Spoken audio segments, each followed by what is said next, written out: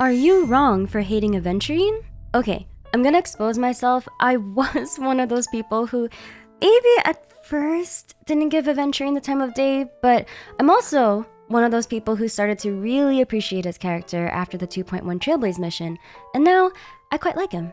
So for anyone who's still on the fence about Aventurine, or for anyone needing a recap, then this video is for you. Today we're going to cover Aventurine's entire story, his backstory, and what exactly he was trying to accomplish in 2.1's Trailblaze mission. Is he even still alive? I'm your Leafy Shiri Minzliff, and I read the Honkai story lore so that you don't have to. Today's video is sponsored by Surfshark VPN. Remember how Silverwolf hacked the Penacony mainframe in order to let Trailblazer enter the real Dreamscape? Well, it worked out for the lore, but we're now able to find out the true secrets of the Watchmaker's legacy and Penacony. But I'm pretty sure you don't want the same thing happening to the secrets of your personal data. Surfshark VPN keeps your online identity safe by encrypting all of the information sent between your device and the internet. This keeps your personal data protected from big companies or even from intergalactic cyber criminals. Surfshark has over 3,200 servers in 100 countries. So if you're wanting to access content from all over the world, Surfshark makes it super easy to change your location to browse websites that might not be available in your country. So you can freely browse your favorite content like a true memo keeper. But here's the most important part. While there are eyes watching your every move in Penacony, Surfshark does not monitor, track, or store what you do online. Surfshark VPN makes sure that your city, country, and download history aren't linked at all to your identity. That means no connection or activity logs. You're practically invisible. Surfshark's clean web feature blocks ads, trackers, malware, and phishing attempts, allowing you to surf the web safely from the prying eyes of any potential Stellaron hunters. Surfshark is offering these security features for unlimited devices under one account. You can scan my QR code to get an exclusive deal that will give you 3 extra months for free on your subscription. Surfshark also offers a 30-day money-back guarantee so you can try it completely risk-free after scanning my QR code. Thank you so much again, Surfshark VPN, for sponsoring today's video. Aventurine's real name is Kakavasha, and his home planet is Sigonia 4, a desert planet with an extremely harsh surface environment. Although the planet shares a common language, the people who live in Sigonia have fragmented into clans, with most adopting nomadic lifestyles while some have established central governments. 2 of these clans include the Catechans and Avgens. The Catechans were known to be the most ferocious clan among the Sigonians, while the Avgens gained the reputation of being thieves. Clan wars ravaged the land until the IPC intervened, and the Sigonian sovereignty was introduced in adherence to the Interstellar Peace Charter. Unfortunately, this promise of peace and unity was not extended to the Catechans and Avgens, who were banished to the endless deserts, thus resulting in further violence and disputes between the Catechans and Avgens as both clans fought for the survival of the fittest. Aventurine is an Avgen, and his real name Kakavasha means child blessed by Gaiathra Triclops, Gaiathra being the Avgen deity. Throughout his young life, he'd been known to have incredible luck, which probably later promotes his tendencies to make extreme gambles and wagers.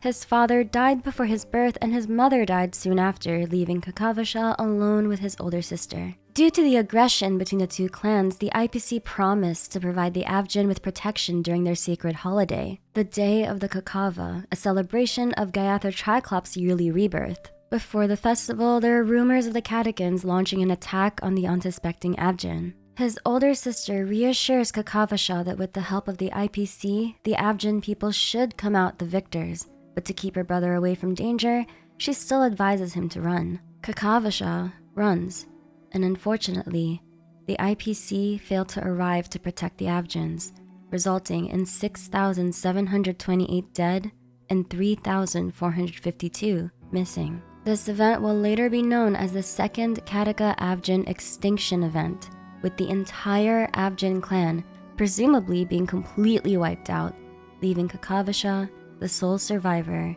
and the last Avgen. Kakavasha has to fend for himself, and he does so until he is captured and was bought in the slave market by a cruel master for 60 tenba. This period of slavery is where Kakavasha gets his tattoo, or more specifically, his slave brand from. He is freed from slavery and his twisted master when he himself kills his master.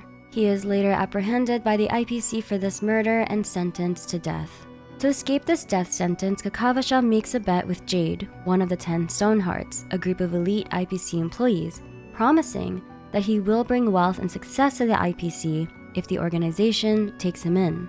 This is the explanation of the death sentence that Dr. Ratio mentioned earlier was given to Kakavasha. Kakavasha is later appointed as one of the 10 Stonehearts and receives the cornerstone, a new name, Aventurine. So what is Aventurine doing in Penacony? And is he actually still alive? In the first Penacony Trailblaze mission, we learned that Penacony used to be an IPC prison. The IPC lost control over the planet when a Stellaron corrosion broke out. We learned in 2.1 that Aventurine's mission is to give the control of Penacony back to the IPC. He does so by investigating the truth behind the true Penacony. You see, the family promised that no one can die in the beautiful dreamscape of Penacony, and even if you tried, you'll just end up waking up back to reality. However, Aventurine is convinced that the true death is possible, and this true death in the dreamscape will send you to the true Penacony, something that the family has been trying to hide.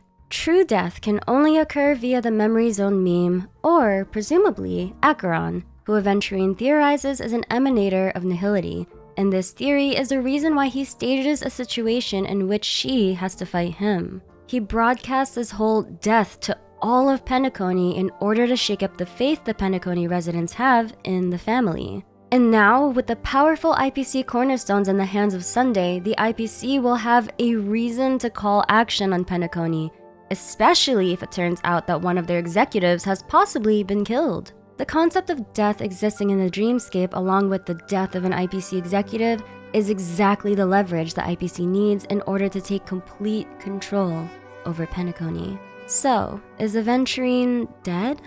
I don't think so. I think just like Robin and Firefly, they've all been sent to the true Penacony, seeing as Firefly actually makes an appearance again during 2.1's cliffhanger ending.